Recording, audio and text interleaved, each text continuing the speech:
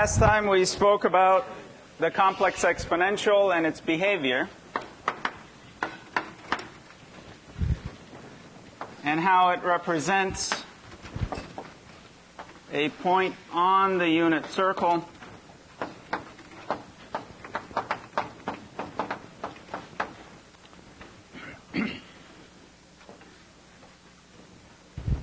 going counterclockwise if omega is greater than 0, and clockwise if omega is negative.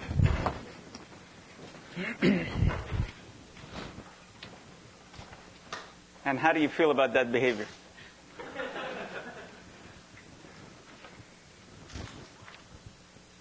Associated with the time-dependent complex exponential are, of course, the sine and the cosine.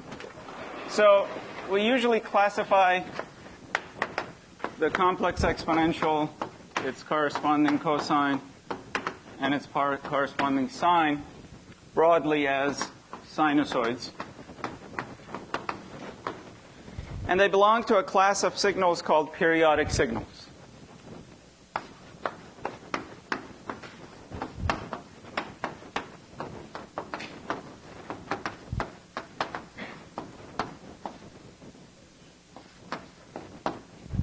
And by periodic, what I mean is that, let's say, a signal, so here's a definition. A signal or a function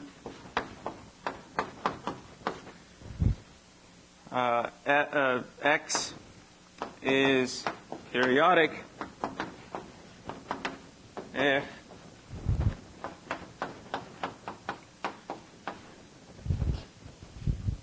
x of t shifted by some amount p is equal to x of t for some p greater than 0 and for all t. You take a signal, you shift it by p. If you get the same signal back, that signal is periodic. A prototypical example, of course, is the sine or the cosine.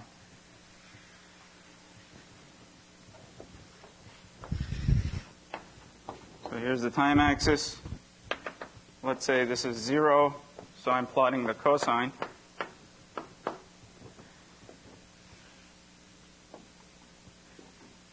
The distance between adjacent peaks is what? Huh? P. That's what I mean by this P. So the P is called the period.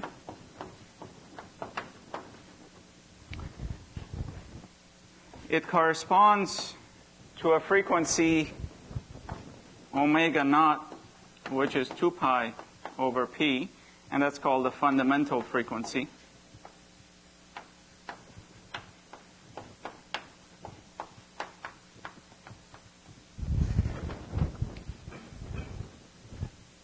So in this case, you know that if you take this cosine and shift it by p, actually I shouldn't specify this is greater than 0 yet. I just specified that it's not equal to 0.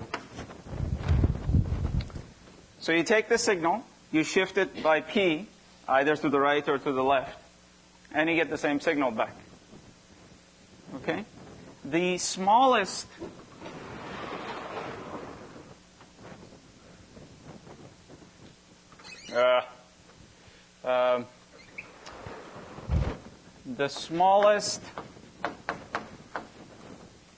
positive P is called the fundamental period.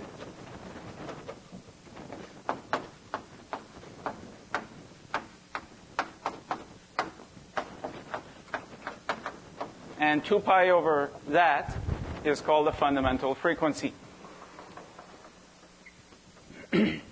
So you could potentially have two signals that look different but have the same period. So for example, I can have a square wave. I can have a square wave that does, oops.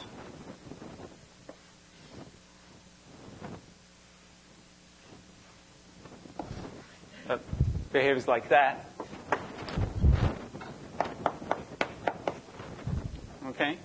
And the distance between the starting edge of two peaks is the same p as above.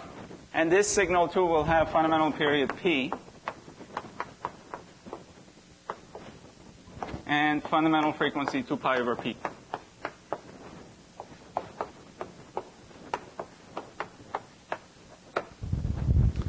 And periodic signals are very important because we can decompose a broader class of signals in terms of periodic signals. And so if we know how a system behaves when you feed it a periodic signal, you can figure out how the system or broad class of systems behave when you feed them more general signals. Now, those of you especially who are into music have seen these before. So let's try to do the demo that I attempted last time when my computer crashed.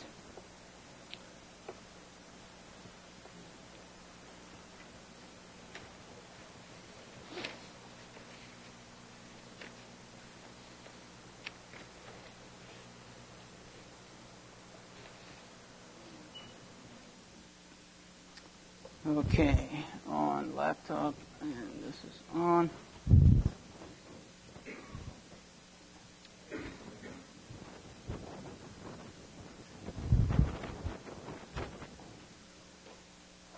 There we go.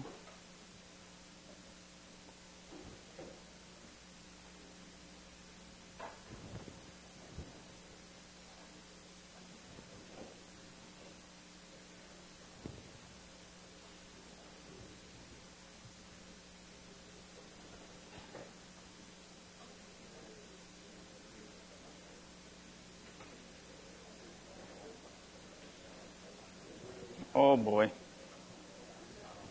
Here we go. Okay.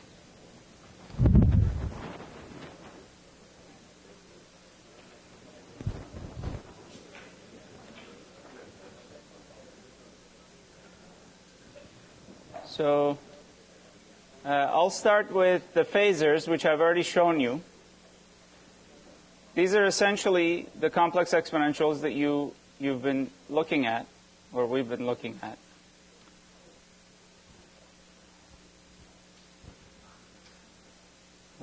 Apply values. And it would help if I turn off the lights.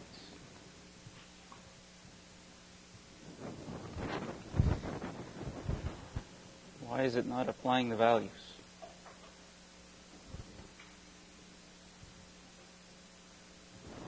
Okay. 0.25.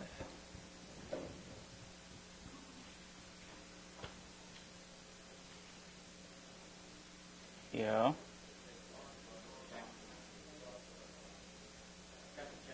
Oh, there we go.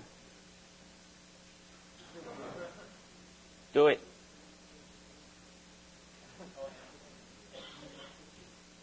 Amplitude is 0? No.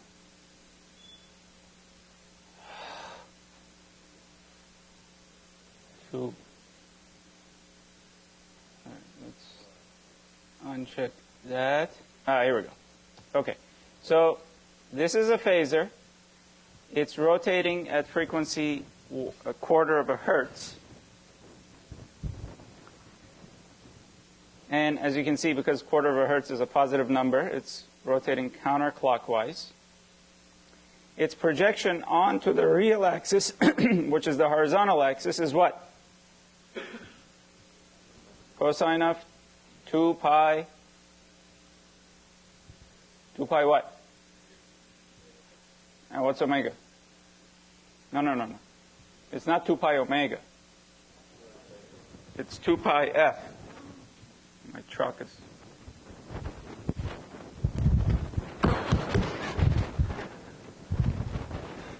omega equals 2 pi f. F here is 1/4 of a hertz. So omega is 2 pi over 4 pi over 2 radians per second. Okay? So the projection onto the real axis is cosine pi over 2. Pi over 2 what? T. That's what you see on the horizontal axis. That's what this cosine waveform is. Now, you remember we had the formula cosine omega t is e to the I omega t plus e to the minus I omega t over 2. Okay? So right now, if you actually look at the tip of the yellow vector, the phasor that's rotating around the unit circle, it's not a real valued function. It's a complex valued function. The reason we see this waveform in the bottom is that we're only projecting it. We're ignoring its imaginary part. If we want to create the cosine out of phasors, we really need a second one at what frequency? Negative 0.25. And if I click that, now you see you've got, why is the amplitudes are, there we go. So now you see that the two phasors, the blue ones, each of them is rotating, the positive frequency one is rotating counterclockwise.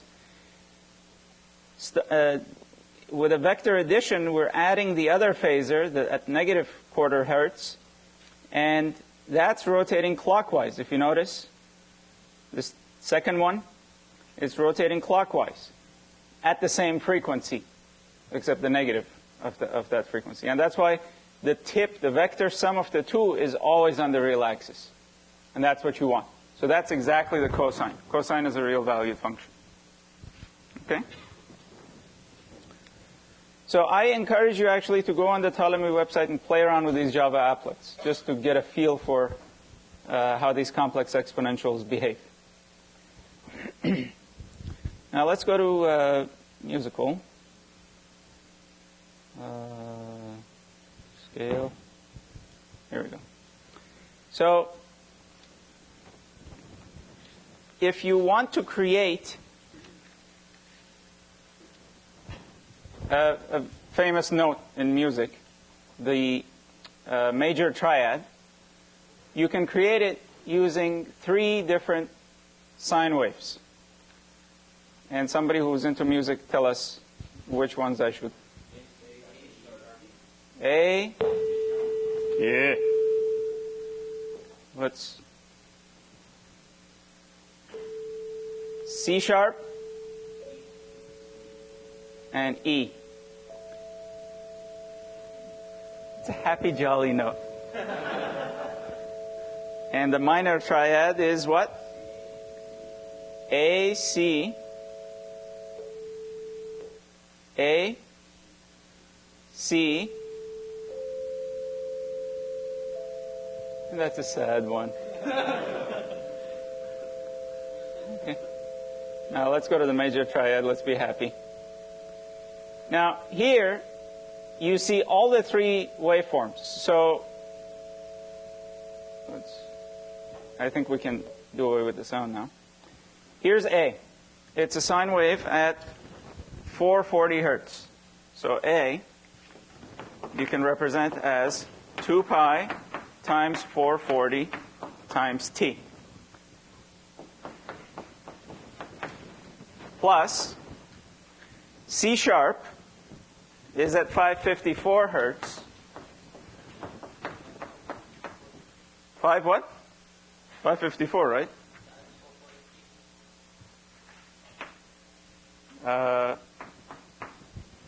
Who's talking? Yeah, it's times. This is a dot. Plus sine. So this is A. This is C sharp. And this is, and the last one, E,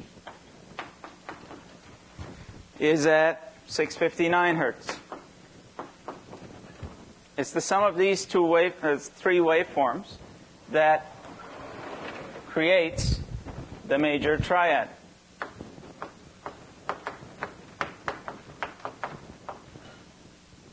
Okay? So you see a lot of this kind of frequency decomposition in music. Now so here, what you see is the sine wave for the A note. Here's C sharp. It's a higher frequency, so it oscillates faster.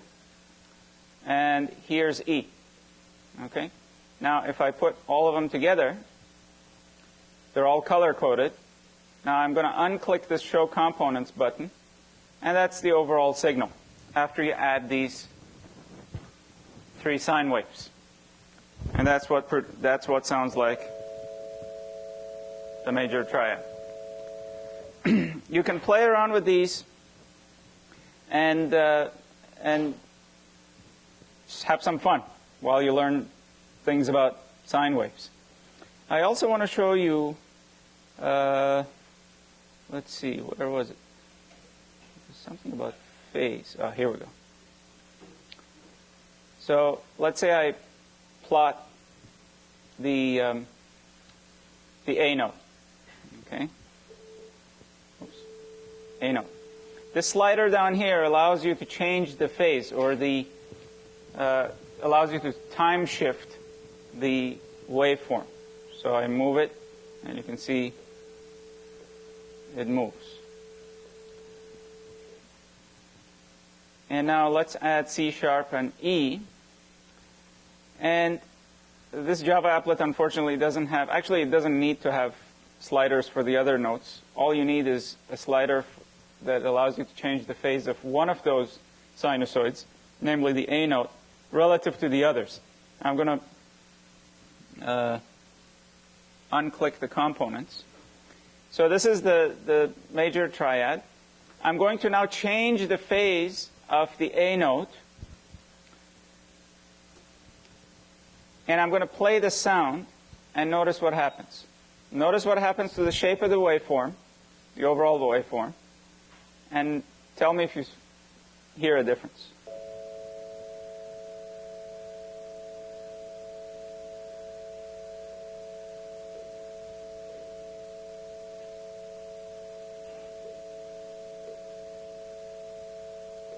Ignore that beating sound because that's probably from my computer. But can you tell the difference as I change, as I slide the phase? Yeah. That's because the human ear is quite insensitive to phase differences. That's in contrast to the human eye, which is very sensitive to phase differences. And if you continue on this track and take more advanced courses in signal processing and end up taking courses in image processing and video, this is one of the things they'll talk about, and that's one of the things they exploit. There are, in fact, algorithms, image reconstruction algorithms, that can reconstruct an image to quite an intelligible degree using only the phase information about the image. And you'll learn a lot more about the phase component and the magnitude component as we go through the class.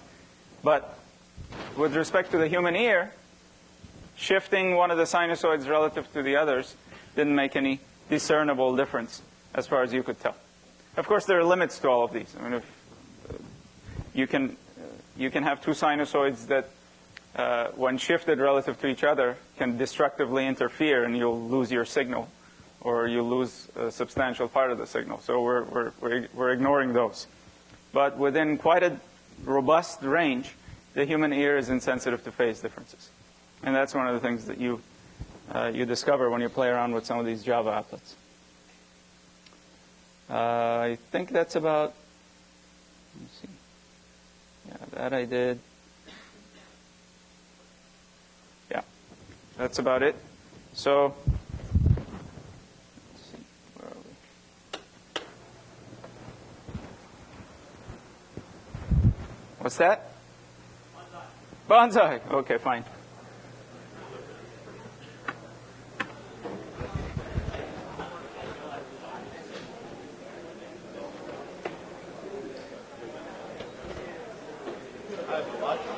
Hey? Could you speak a little bit about phase difference of sight? Like, why does it work differently for your eye? It's just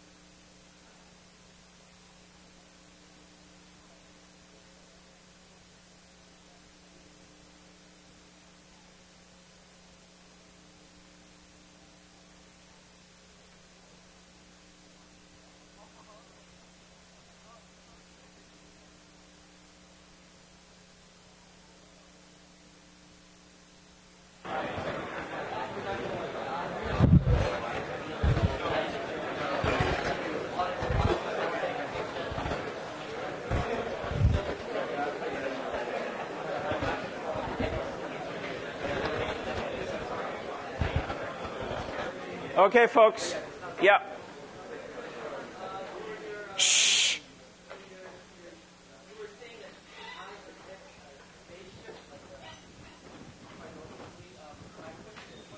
Phase information. But the thing is that you're still not equipped to know what I mean by phase information. In one dimension, for these particular signals, it's easy to understand. So I take a sine wave,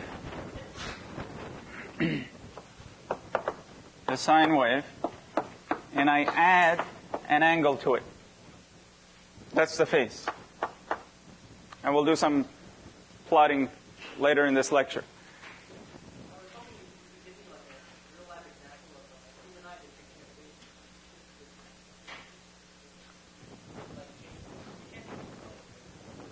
No, you can't map it to a time domain behavior, or in the case of images, in the spatial behavior in a straightforward manner. Because there's a transform that takes you from the space domain to the frequency domain. In frequency, you have a complex valued function. And that complex valued function will have a magnitude, and it will have a phase. Well, when we say that we can reconstruct an image from that phase information, that means we can toss out the magnitude and look at that phase. What the relationship is between that phase and to the space, it's not something you can eyeball or say this is the relationship, because it's a mathematical mapping. Okay, so actually let's do this, since it's come up a few times already. Suppose we're looking at a sine wave or a cosine wave, and we want to see. So what I did in the slider in the demo was to look at a sine wave. So here's an x of t. It's got a particular frequency. And now I add an angle. So this is the frequency.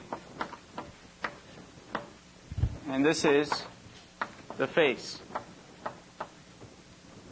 Okay? I plot it. I plot the case where phi 0 equals 0. In other words, I'm plotting sine omega naught t. Go something like that. This is 0. And what would this number be?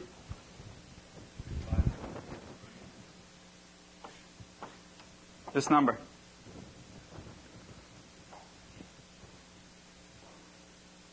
It's p, but what is it? 2 pi over? Over omega naught. Okay? And this is my vertical axis. So this is x of t equals sine omega naught t. Now suppose I introduce a non-zero phase shift.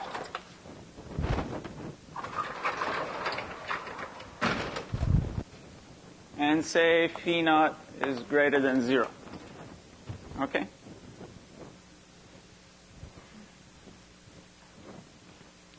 Which way does this sine wave move?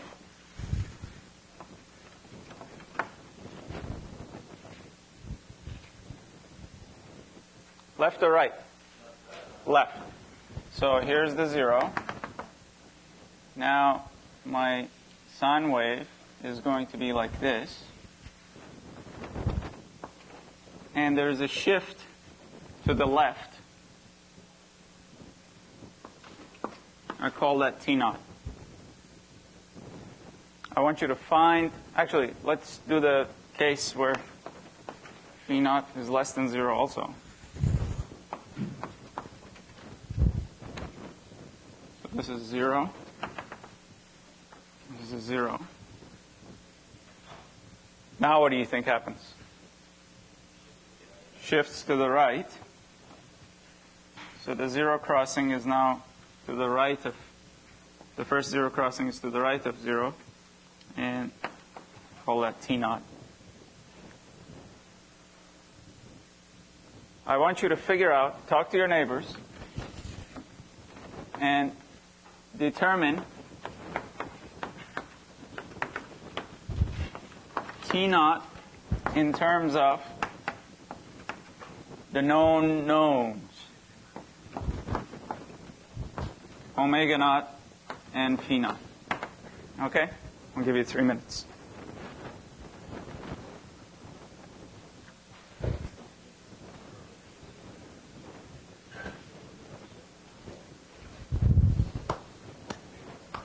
That's a very generous amount of time. You don't really need 3 minutes.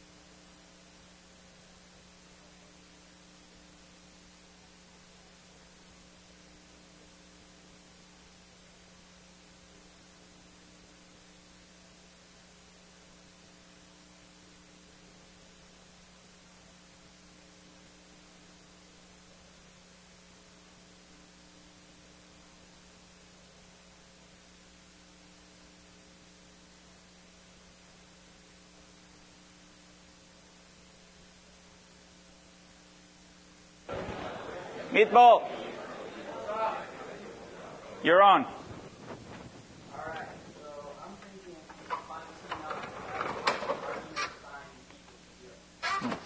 Okie dokie. So we have x of t, which is sine omega naught t plus phi naught. And you're trying to find the location where it first hits 0. So you want x of t naught, want x of t naught to be 0. And the smallest t naught that does the job is the answer we're looking for. Subject to our knowledge that if phi naught is greater than 0, we're shifting to the left, and if phi naught is less than 0, we're shifting to the right. So that means, so you've skipped you've skipped a step. Tell me how you get that argument to be 0. Well, Sine 0. So the argument, so we want sine omega naught t naught plus phi naught. We're after this t naught. We want the sine to be 0, which means the argument has to be 0.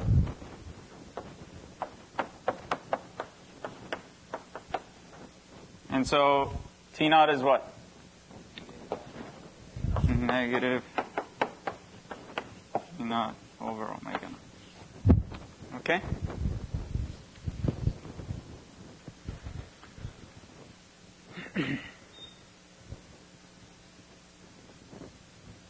Is that clear? Another way you can look at this is to ask yourself a question, alternatively.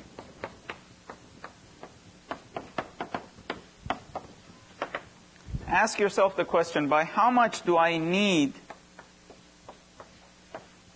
to shift x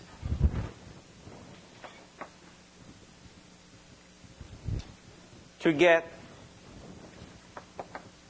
sine omega naught t plus phi naught?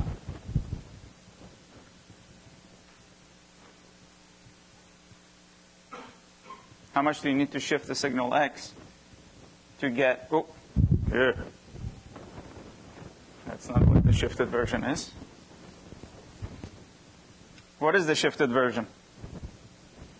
If I shift it, wherever I see a t, I have to replace it with a t minus t naught. Like that.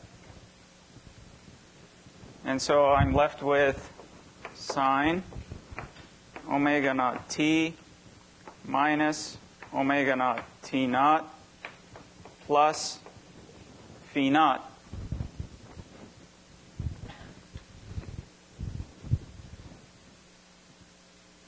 Did I get this right? I always mix the signs. Let's see. This is my original signal. This is my original signal. By how much do I shift to get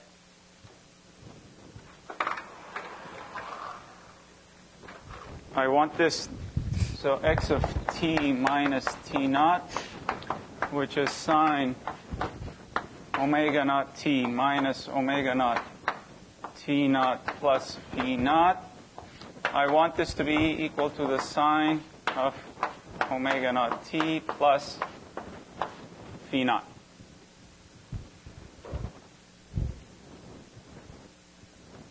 How much do I shift the original signal?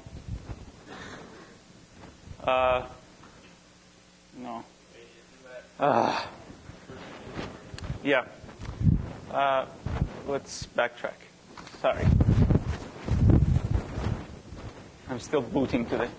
If x of t is sine omega naught t, that's my original signal, how much do I shift this? So ignore this sentence here. How much do I shift this sine wave that crosses 0 here so that I get, so what is that? What is the shifted version? Sine of omega naught t minus t naught. And by shifting that, I want to get sine of omega naught t, so we want omega naught t plus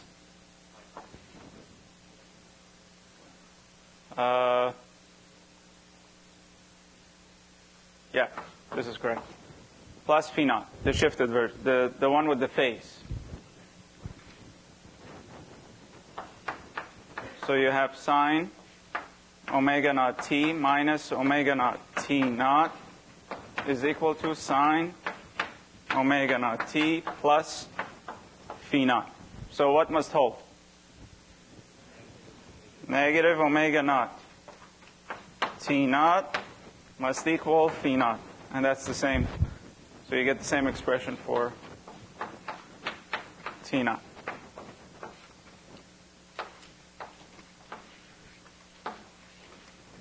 Okay? So when you introduce a phase phi naught, phase shift, you can find it by looking at the unshifted signal and say, okay, by how much can I shift it to get this signal? And then the rest is algebra. But Meatball's method is most appropriate for this particular example. Because with sines, you know where the zero crossings are and so on. So he looked at the first zero crossing. So, okay. My first zero crossing, I want it to be at t naught. The argument has to be 0. And you solve for t naught.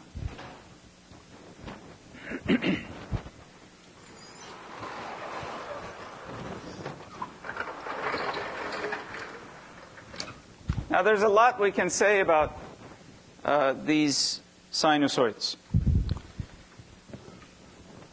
One phenomenon that you may have studied in physics is the beat phenomenon.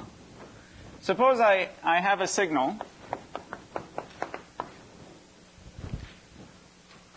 x of t, which is cosine of 2 pi, let's see, 102, 2 pi times 2t plus cosine of 2 pi times 100 t. Okay? There are two cosines. Notice the frequencies are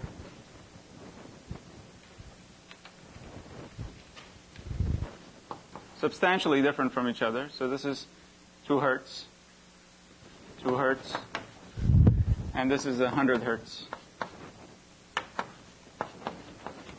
sinusoid.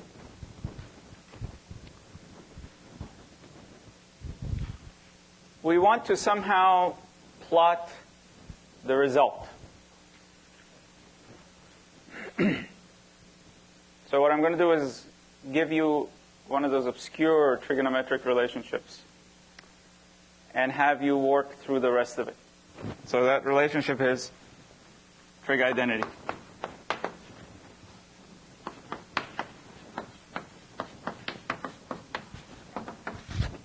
Cosine alpha plus cosine beta is 2 cosine alpha plus beta over 2 times cosine alpha minus beta over 2. Okay? Now I want you to use this useful trig identity and rewrite this summation or this superposition of 2 cosines as a product. And then I want you to plot it. And discover why we have this quote-unquote beating effect. Is everybody clear what we want? So use the identity. change this sum of two cosines into a product of two cosines, and then plot. I'm not talking.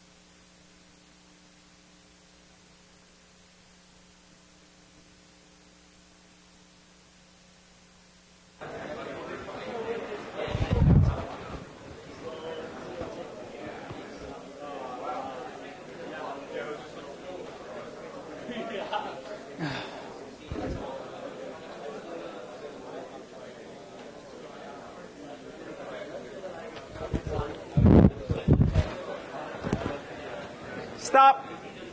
Today is really my day. I goofed on the numbers.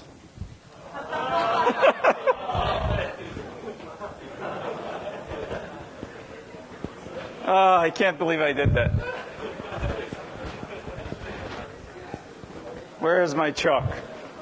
my other show. Ah. Forgive me, please.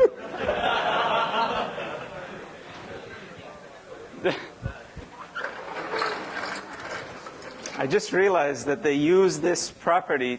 In the old days, they used to use this property that I'm trying to illustrate to tune musical instruments. So they would have a tuning, the musician would have a tuning fork, and he would strike the tuning fork, and then at the same time play the instrument.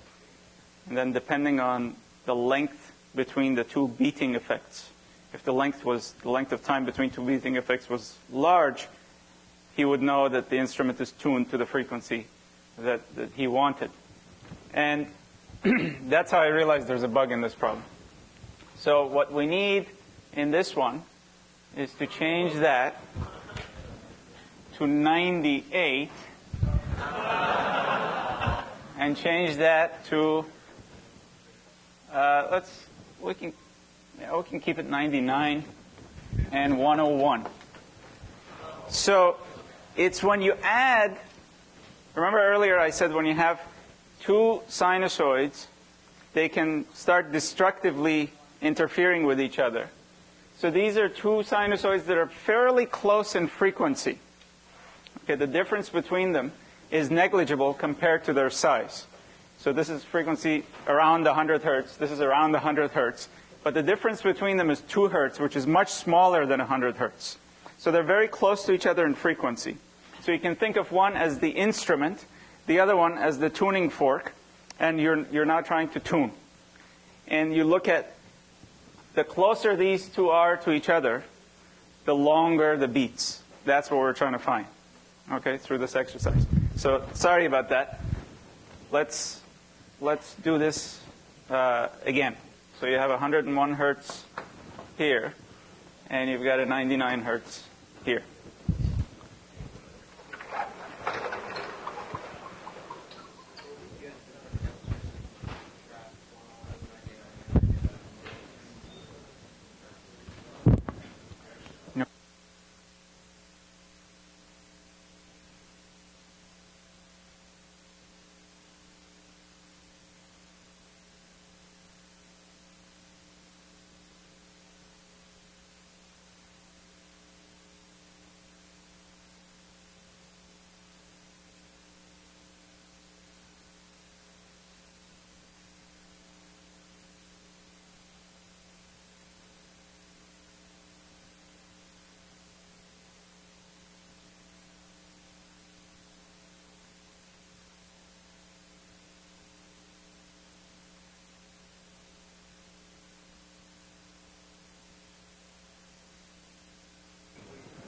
How are we doing with respect to the answer? Should I sick meatball on you? How much more time do you need? He's going to break through that chain, meatball, here.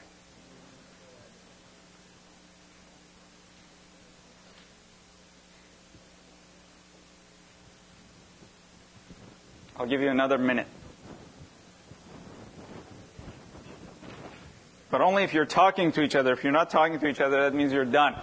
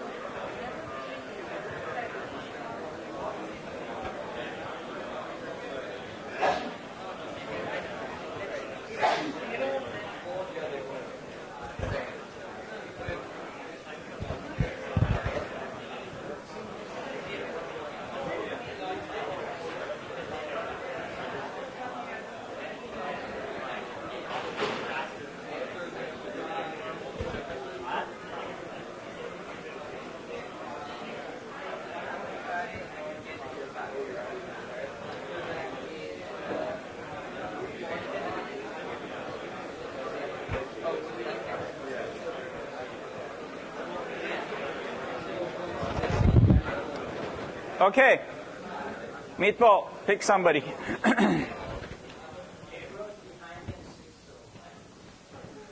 Oh, you got to just point to somebody. They can't count.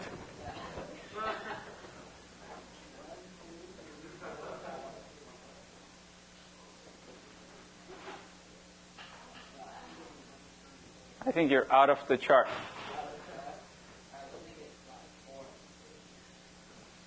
Just see who's making, just pick somebody. There's a lot of psychology. You notice that when you try to pick somebody, people don't look at you. They don't make eye contact.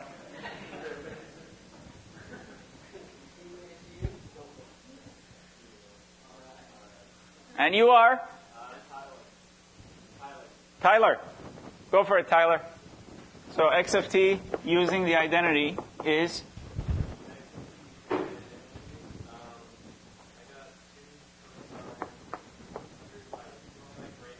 Yeah, break it up for us. Times what? 50? So you got to add. So here we have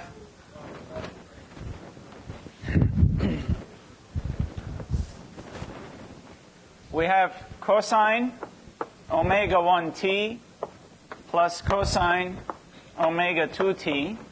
And according to the identity, this should be cosine, 2 cosine omega 1 plus omega 2 over 2t times cosine omega 1 minus omega 2 over 2t, right?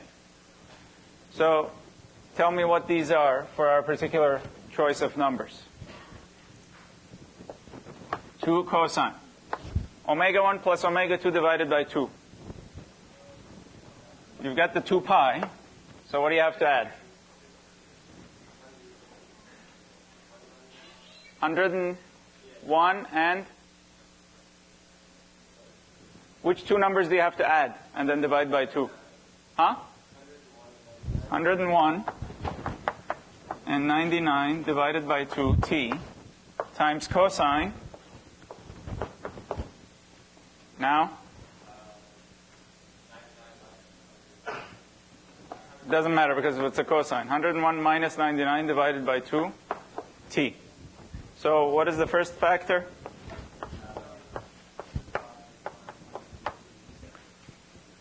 That's what? 100 t times cosine 2 pi times t. So this is a cosine at 100 hertz. This is at 1 hertz. And so you're essentially, forget about this 2. This 2 doesn't really matter. To get the shape right, what you care about is that you're multiplying a cosine of a high frequency with a cosine of a low frequency. And how do we plot it?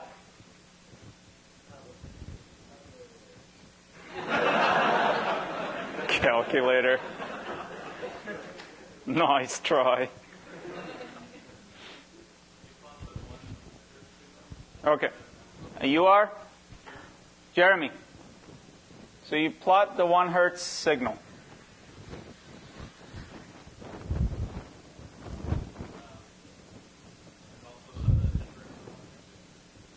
And its reflection.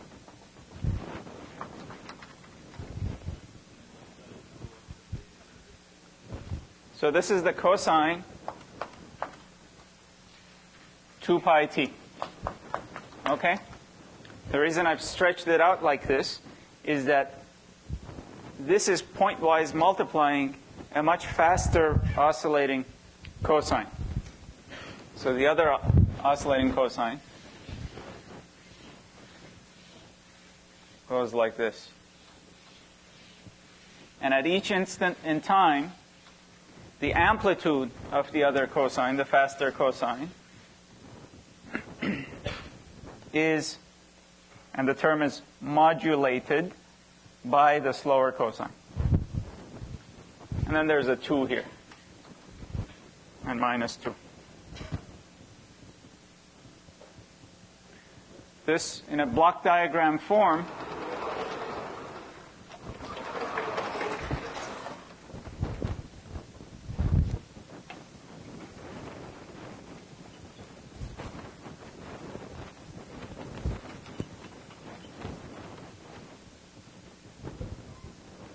you have a signal f of t being multiplied by a cosine, let's call it omega 2t here, which is usually much faster varying than the signal f of t. And you get some signal. Okay. Amplitude modulation, your AM radio, works based on this kind of an operation. At its core, this is what happens. So this is the voice signal. Whatever, let's say I'm on air, and I'm speaking into the microphone. And the system takes my voice, multiplies it by a very high frequency signal. That maps the frequency content to a part of the frequency spectrum that's much higher and can travel long distances across the atmosphere. And we'll talk a lot about that in this class. That's the signal that gets transmitted. And at the other end, they do the reverse of this. So in this case, one of the two signals is f of t. The other one is this cosine. The slower varying one will be here. The faster varying one will be here according to our diagram. And that's the product. So if I have an arbitrary signal, let's say this is my f of t, and I'm multiplying it by this very fast varying cosine, what kind of a shape am I going to get? According to what Jeremy just explained.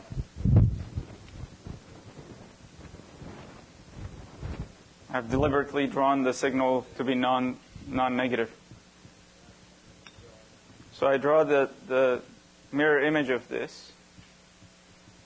And then what? And then the fast oscillatory behavior.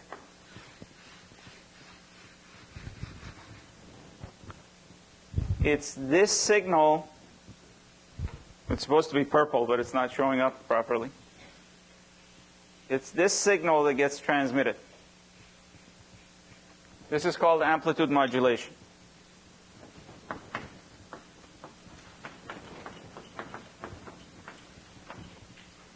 And that's where the term AM comes from. So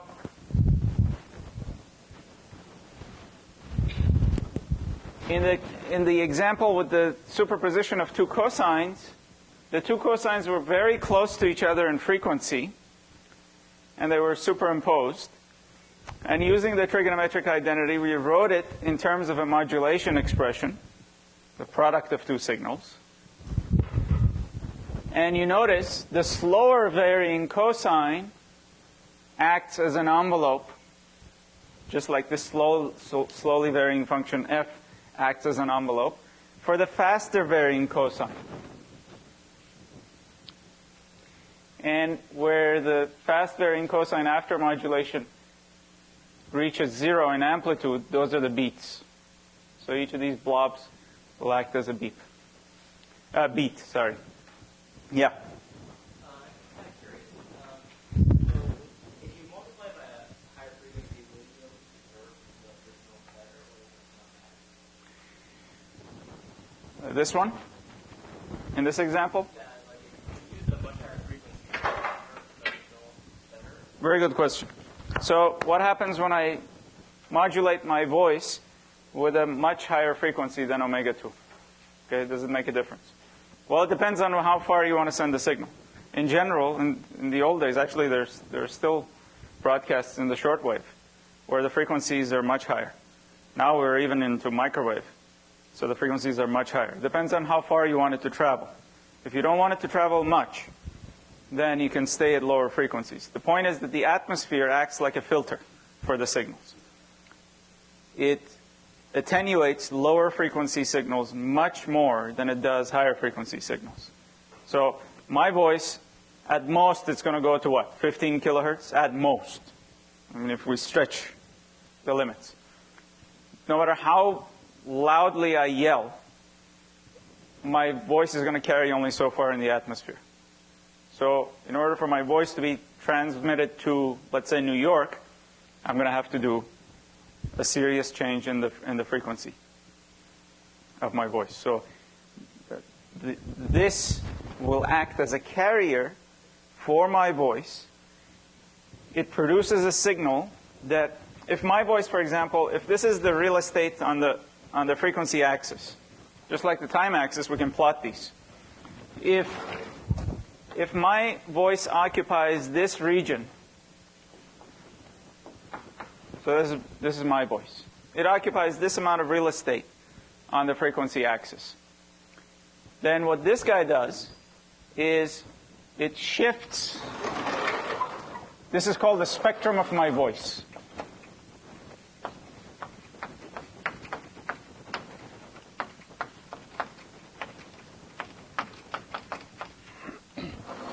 Then after the amplitude modulation, preserving the shape,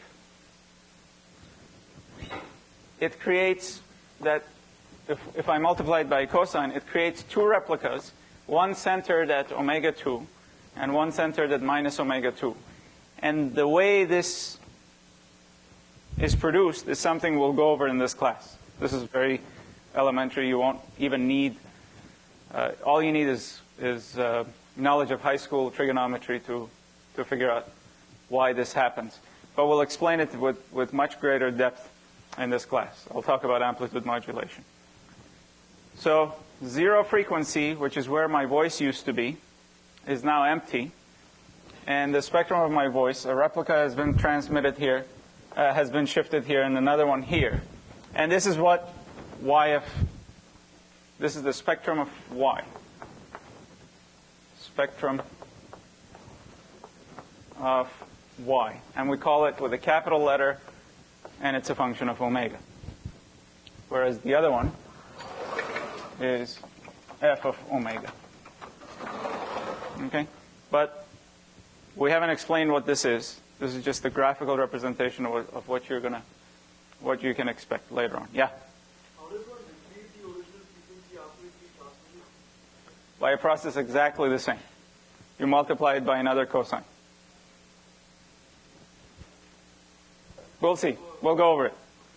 You multiply it by exactly the same cosine. And it'll shift one. See, what did this do? What did the first stage do? It took my spectrum, which was here. It shifted it to the right, and it shifted it to the left. It also attenuates by some amplitude, but that doesn't matter. It shifted it to the right, and it shifted it to the left, right? Correct?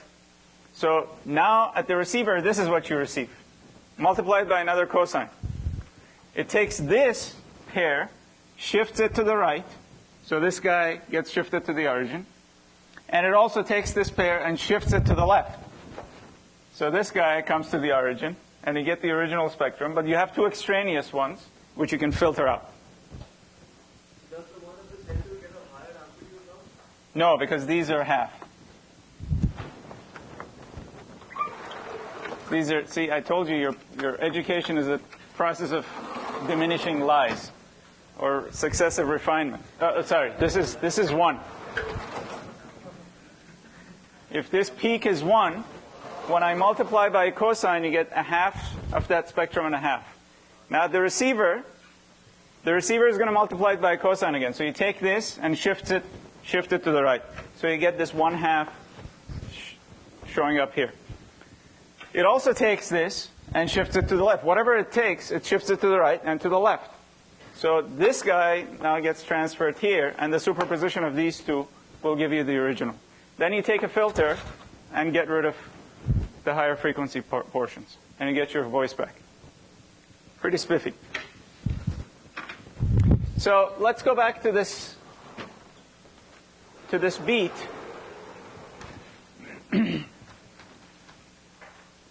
If you have two signals, let me not, I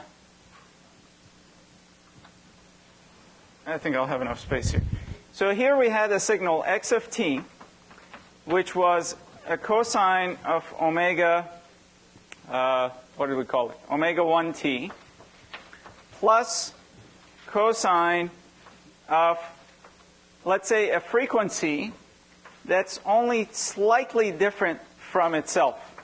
And I call that epsilon. That small difference is epsilon. When you use the trigonometric identity, you notice that this is equal to 2 cosine of what?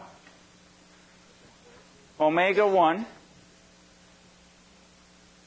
No, not cosine squared. Cosine of the first frequency plus the second divided by 2. So what is that? 2 omega 1 plus epsilon divided by 2. So it's omega 1 plus epsilon over 2 times t times cosine of the first one minus the second one divided by 2.